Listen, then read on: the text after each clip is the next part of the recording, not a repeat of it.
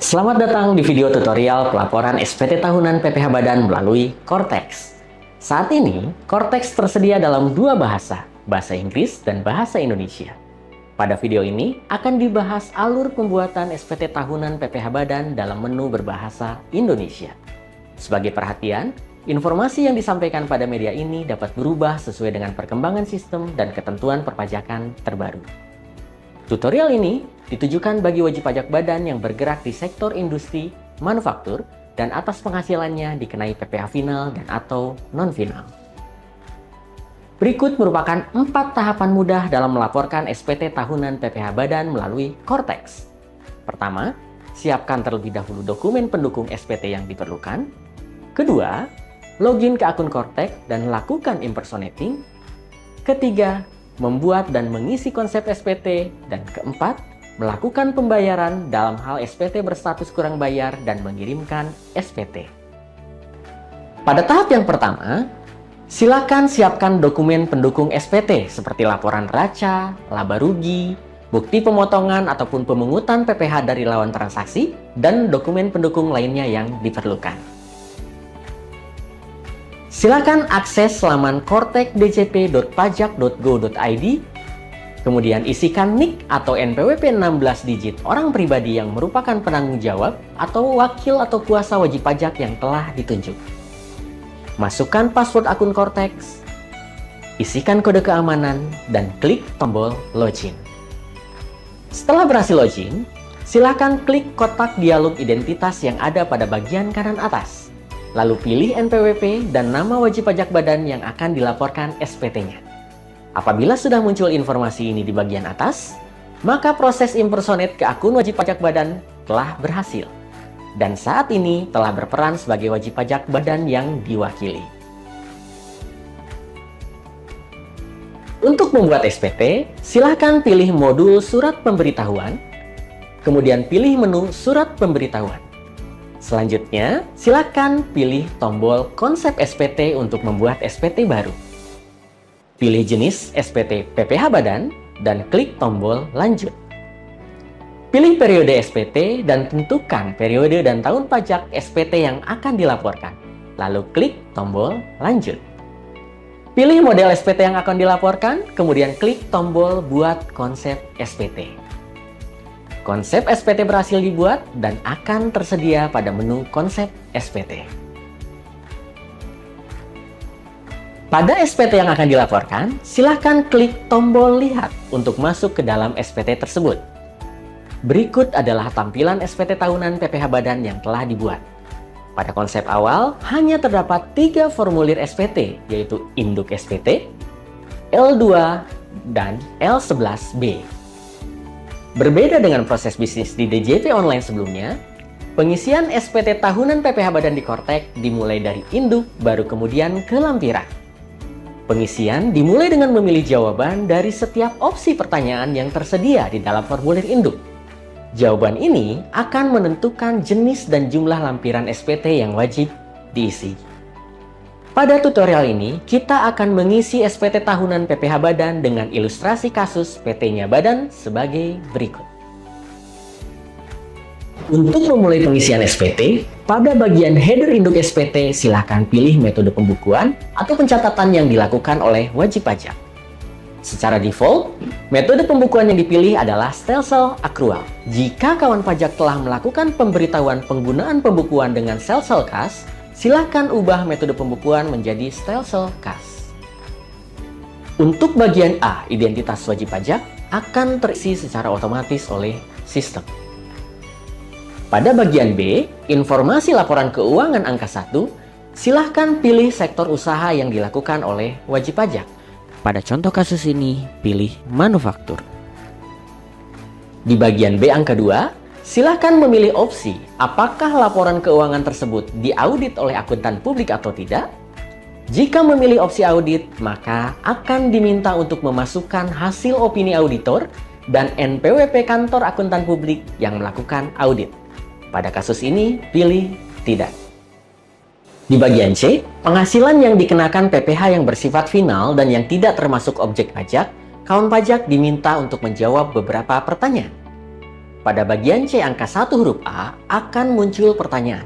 Apakah termasuk kriteria wajib pajak yang menerima atau memperoleh penghasilan dari usaha dengan peredaran bruto tertentu yang dikenakan PPh yang bersifat final? Jika menjawab ya, maka akan tampil notifikasi untuk mengisi lampiran 5. Dan pertanyaan lanjutan di angka 1 huruf B. Dalam contoh kasus ini, pilih tidak. Selanjutnya, pada bagian C angka 2, kawan pajak akan ditanyakan apakah wajib pajak menerima atau memperoleh penghasilan yang dikenakan PPh yang bersifat final. Jika memilih ya, kawan pajak diminta untuk mengisi lampiran 4 tabel A. Pada kasus PT-nya badan, terdapat penghasilan dari sewa tanah dan atau bangunan atas gudang yang disewakan kepada pihak lain. Untuk itu, sesuai kasus, pilih opsi jawaban ya. Selanjutnya, pada bagian C angka 3, akan ditanyakan apakah wajib pajak menerima atau memperoleh penghasilan yang tidak termasuk objek pajak. Jika memilih opsi jawaban iya, maka akan diminta untuk mengisi lampiran 4 tabel B. Pada kasus ini, pilih opsi jawaban tidak.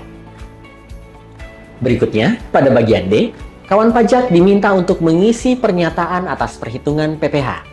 Pada bagian D angka 5, pilih jawaban ya jika kawan pajak memperoleh fasilitas perpajakan dalam rangka penanaman modal berupa pengurangan penghasilan neto. Sistem selanjutnya akan menampilkan notifikasi untuk mengisi lampiran 13A. Karena PT-nya badan tidak memiliki fasilitas, maka pilih jawaban tidak.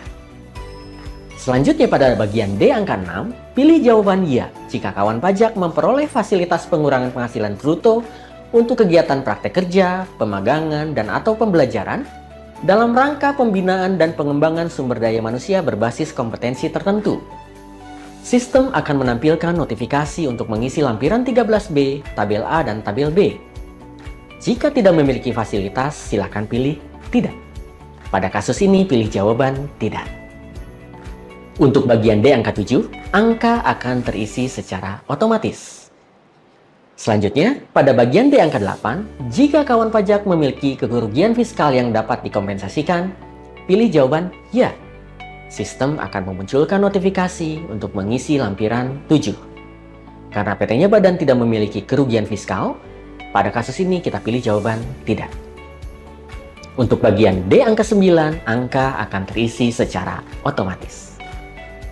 Selanjutnya, pada bagian D angka 10, jika kawan pajak memperoleh fasilitas pengurangan penghasilan bruto untuk kegiatan penelitian dan pengembangan, silakan pilih jawaban ya. Sistem akan menampilkan notifikasi untuk mengisi lampiran 13B, tabel C, dan tabel D. Jika tidak memiliki fasilitas, silakan pilih tidak. Pada kasus ini, pilih jawaban tidak.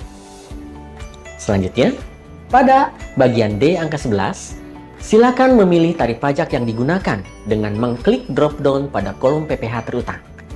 Jika memiliki penghasilan bruto di atas 50 miliar setahun, silakan pilih tarif ketentuan umum pasal 17 ayat 1 huruf B Undang-Undang PPh. Namun, jika memiliki penghasilan bruto di bawah 50 miliar setahun, silakan pilih tarif fasilitas pasal 31E ayat 1 Undang-Undang PPh dan akan muncul informasi untuk mengisi lampiran 8. Pada kasus ini, pilih tarif pasal 31E. Berikutnya, pada bagian E, kawan pajak diminta untuk mengisi pernyataan pengurang PPh terutang. Bagian E angka 13, pilih jawaban ya jika kawan pajak memiliki kredit pajak yang dibayarkan di luar negeri dan atau dipotong dipungut pihak lain. Sistem akan memunculkan notifikasi untuk mengisi lampiran 3. Jika tidak memiliki, silakan pilih tidak.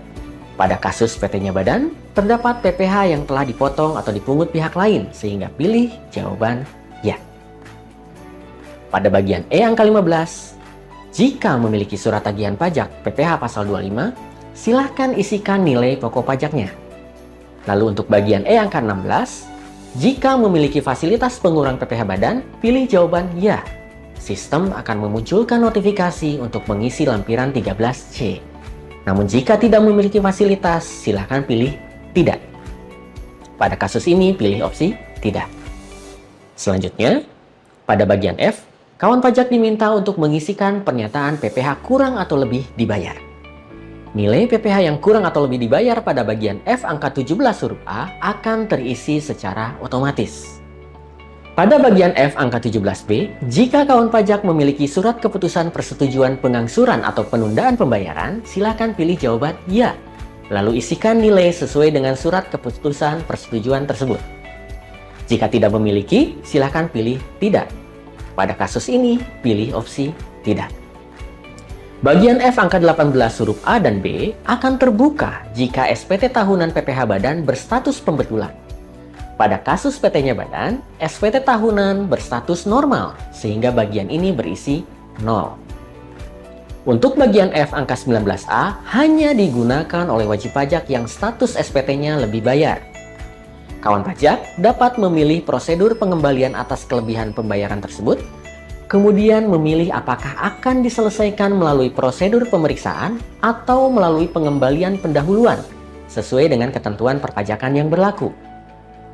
Sedangkan pada bagian F angka 19 huruf B, wajib pajak memilih nomor rekening yang sudah diinput pada profil wajib pajak yang akan digunakan sebagai tujuan pengembalian kelebihan pembayaran pajak.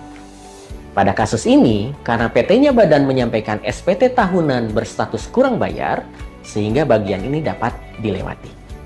Pada bagian G, kawan pajak diminta untuk mengisikan pernyataan penghitungan angsuran PPh pasal 25 tahun berjalan. Jika kawan pajak merupakan wajib pajak tertentu yang harus menyampaikan laporan penghitungan angsuran PPh pasal 25, maka akan ada informasi agar dipastikan telah melaporkan SPT masa PPh pasal 25. Namun jika bukan, silakan pilih jawaban tidak. Pada kasus ini, jawaban yang dipilih adalah tidak. Selanjutnya, pada bagian H, kawan pajak diminta untuk menjawab 9 pernyataan transaksi dalam bentuk pernyataan ya, tidak. Setiap jawaban ya akan memunculkan permintaan kelengkapan pengisian data lebih lanjut.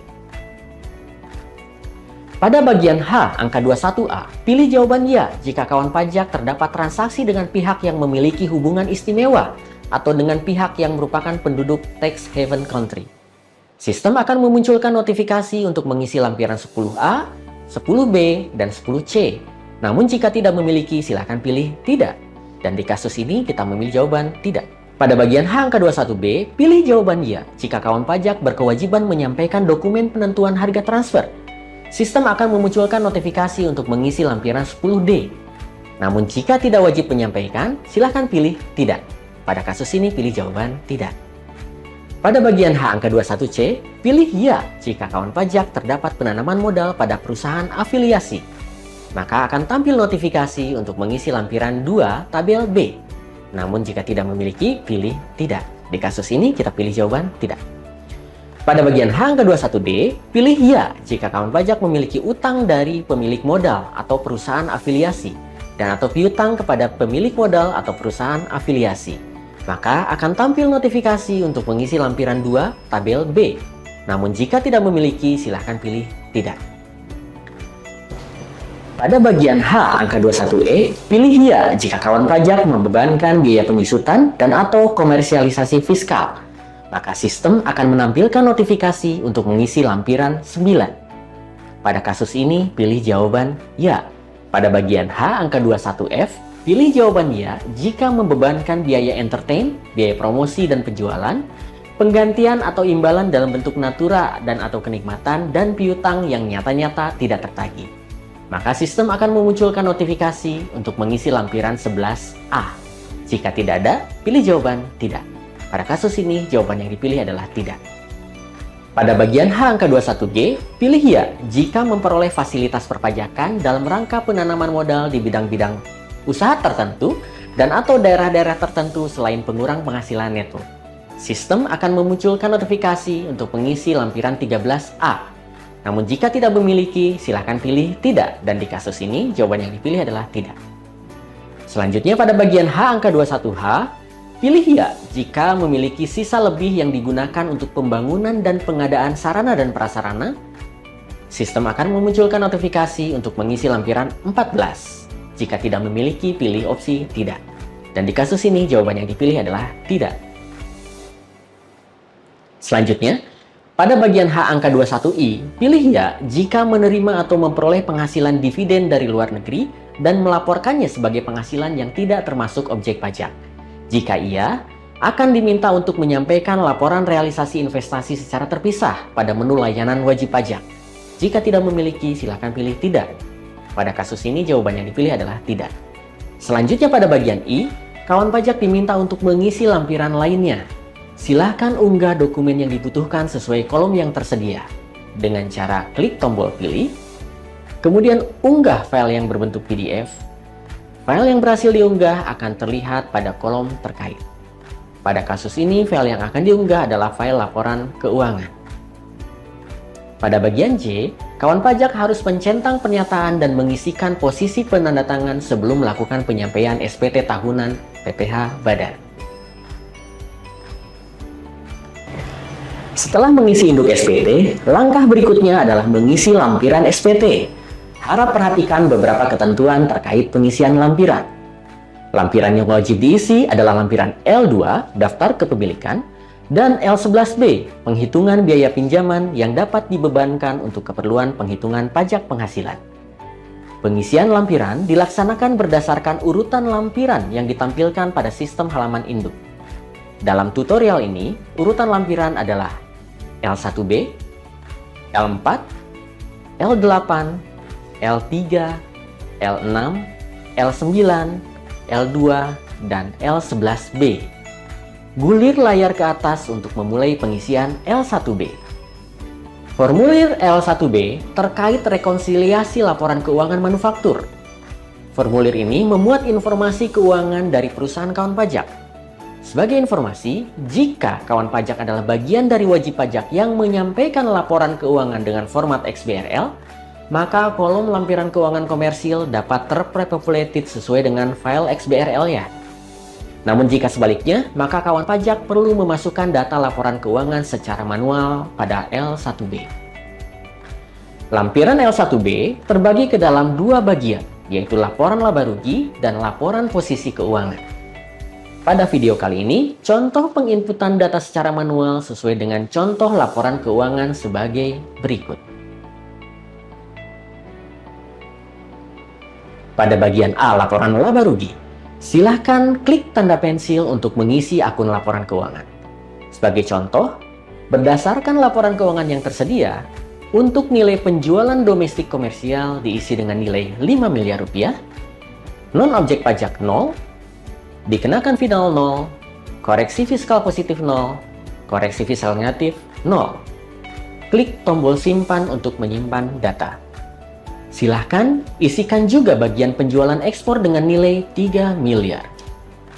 Isikan pengurang penjualan seperti retur, potongan penjualan, dan juga penyesuaian penjualan. Pada bagian harga pokok produksi, silahkan masukkan detail mulai dari bahan baku, biaya tenaga kerja langsung, biaya fabrikasi, hingga persediaan barang dalam proses. Masukkan juga persediaan awal dan akhir barang jadi untuk mendapatkan harga pokok penjualan. Selanjutnya, kawan pajak silahkan mengisi akun-akun pada beban usaha. Sebagai contoh, beban gaji, tunjangan, bonus, honorarium, THR, dan sebagainya senilai 1 miliar sesuai contoh. Dalam kasus pada beban gaji, tunjangan, bonus, honorarium, THR, dan sebagainya juga terdapat tunjangan yang digunakan untuk kepentingan pribadi direktur senilai 50 juta rupiah. Sehingga perlu dilakukan koreksi fiskal positif, yaitu mengeluarkan tunjangan tersebut dari biaya yang dapat diakui. Kawan pajak dapat mencentang lebih dari satu untuk alasan dilakukannya koreksi fiskal. Sebagai contoh, terdapat biaya terkait pendapatan non-objek atau final, tidak boleh dikurangkan, dan biaya makan, hiburan, atau transportasi yang sifatnya pribadi. Silakan lakukan hal yang sama untuk kode akun lainnya. Lanjutkan pengisian bagian B laporan posisi keuangan. Isikan angka sesuai dengan kolom yang tersedia. Setelah pengisian L1B selesai, lanjutkan ke lampiran berikutnya sesuai urutan yang ada di induk, yaitu L4. Gulir ke atas untuk menuju L4. Pada bagian A, penghasilan yang dikenakan pajak final dan atau bersifat final, kolom akan terisi secara otomatis jika lawan transaksi telah menerbitkan bukti potong terkait. Kawan pajak dapat mengeditnya dengan menekan tombol pensil atau menghapusnya dengan klik ikon tempat sampah. Dalam hal data belum tersedia, kawan pajak dapat menambahkan dengan klik tombol tambah dan isikan kolom yang tersedia seperti NPWP pemotong, objek pajak terkait, dasar pengenaan pajak, lalu klik tombol simpan. Setelah mengisi L4, gulir layar ke atas untuk memulai pengisian L8. Pada lampiran L8, silakan isikan data-data yang menjadi dasar penghitungan PPh pasal 31E pada kolom Gross Turnover. Selanjutnya, sistem akan menghitung secara otomatis jumlah PPh yang terutang. Setelah mengisi L8, gulir layar ke atas untuk memulai pengisian L3. Pada bagian B, penghasilan yang dipotong oleh pihak lain akan terisi secara otomatis jika lawan transaksi telah menerbitkan bukti potong atau bukti pungut terkait. Kawan pajak dapat mengeditnya dengan klik ikon pensil atau menghapusnya dengan klik ikon tempat sampah. Dalam hal data belum tersedia, kawan pajak dapat menambahkan dengan klik tombol tambah dan isikan kolom yang tersedia seperti NPWP pemotong, jenis pajak, dasar pengenaan pajak, PPh terutang, nomor dan tanggal bukti potong atau SSP atau SSCP, lalu klik tombol simpan. Setelah mengisi L3, gulir layar ke atas untuk memulai pengisian L2. Pada bagian A, terdapat daftar pemegang saham atau selanjutnya, isikan nominal apabila terdapat penyesuaian pada angsuran pajak penghasilan tahun pajak berjalan.